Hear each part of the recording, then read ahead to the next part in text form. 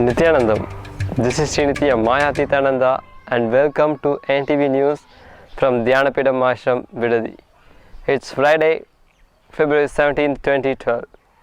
The headlines: 994 places from 240 cities in 24 countries, including 27 two-way connections, joined us on eNTV this morning for Swamiji's talk today from Bhagavad Gita, chapter 4, verse 9.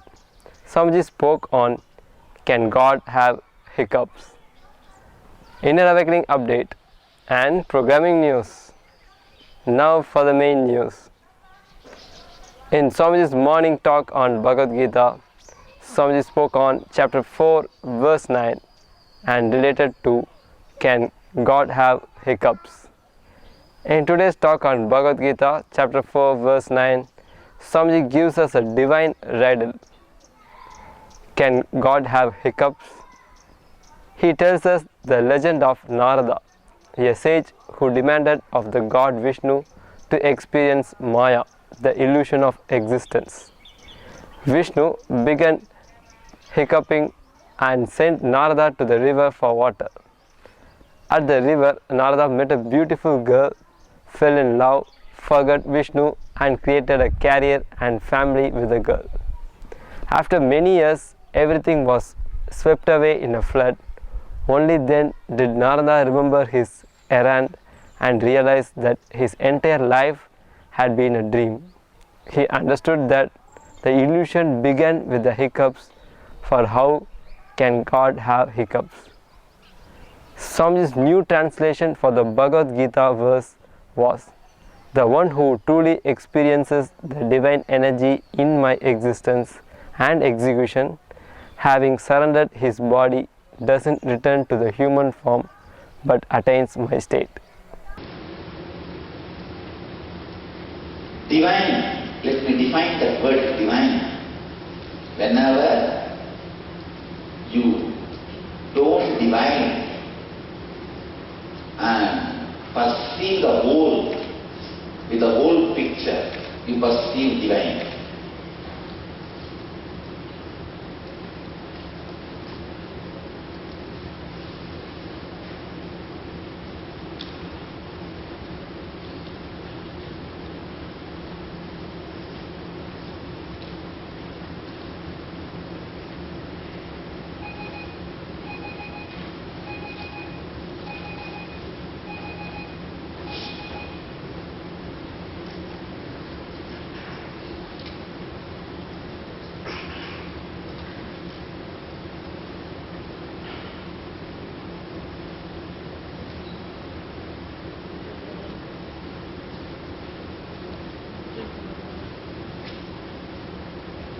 Next word, in my existence and execution. I think these two words I have explained.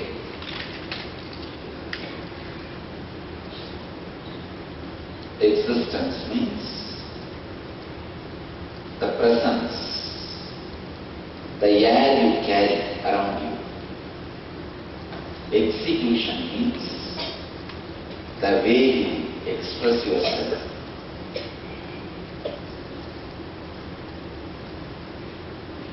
Having surrendered his body does not return to human form. Understand?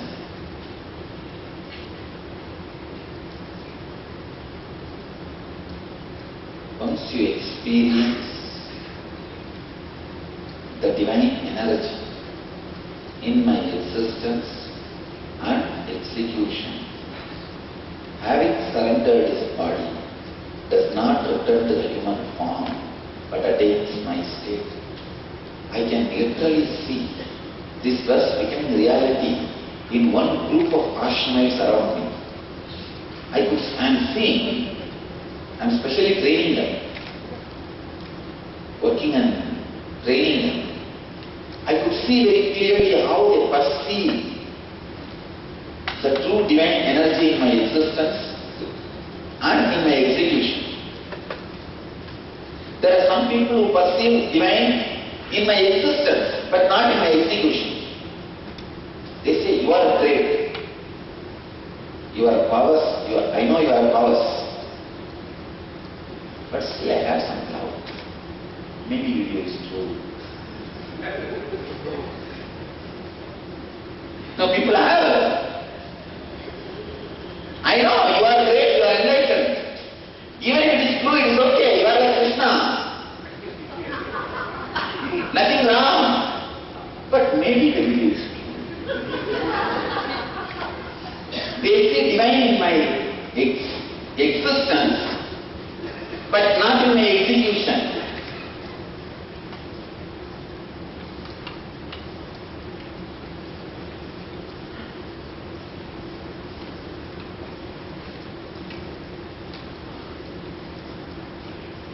If you really feel that whatever I execute is also divine, even if you think the video is true, you will be in ecstasy seeing it.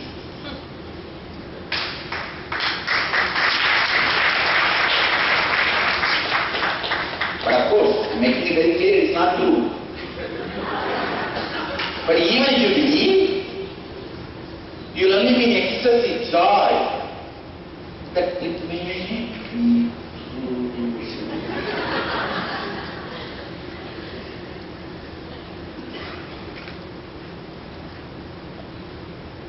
It may be true, will not be reducing your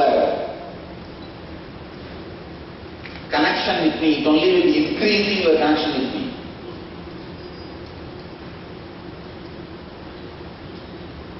So the existence and execution, when both have been perceived, I am seeing very clearly, there are so many evolving to that level. I can say that the honest, integrated group is evolving towards the living enlightenment. How I am going to prove that these guys have honestly evolved to the level of living enlightenment? Because once you evolve, your very biology will go through a mutation. I am going to prove people have become enlightened only by physiological mutation. Psychological mutation, there is no measurement, understand? There is no measurement to prove. This fellow has gone beyond anger, beyond hatred, beyond love, beyond lust, beyond comparison. He has become pure consciousness. There is no scale psychologically. But now, physiologically it can be proved, because all psychological impacts happens physiologically also. It doesn't stop with psychology. When it is really honest, integrated impact, it enters into the physiology also. He also defined several terms. Divine is whenever you don't divide and perceive the whole, with the whole picture you perceive divine. A person's existence is the presence, the air you carry around you. And execution is the way you express yourself. Swamiji told of an honest, integrated group from Nithyananda Dhyanapidam that is evolving towards living enlightenment, and that he could prove the enlightened state within a year according to physiological changes, as psychological changes are not measurable. A devotee in Vancouver, Ma Gita Priyananda, offered E-Pratiksha Padapuja this morning to Swamiji and spoke with him during the daily avatar segment of the morning satsang. And today's Nitya Kriya was care for long sight, hypermetropia related to aging. Inner Awakening updates. Swamiji said the Inner Awakening participants will be with another long session going to the peak. He said yesterday people sat literally like a stone unclutched. It was one of the longest unclutching sessions he has done in as much 3 years. Swamiji said he broke his own record with this group of 3 hours and 7 minutes. Swamiji noted that he needed to keep the group awake for the long session. They needed to keep sitting. He said that today is about communication for inner awakening. Not communication with others, but with yourself and with others. He will be helping the group to create their new reality into everyone else's life. Yesterday it was created for themselves, and today they will be learning to put into the others and making that an experience. Swamiji defined that communication means creating common unification and is in making others understand what you understand as their understanding.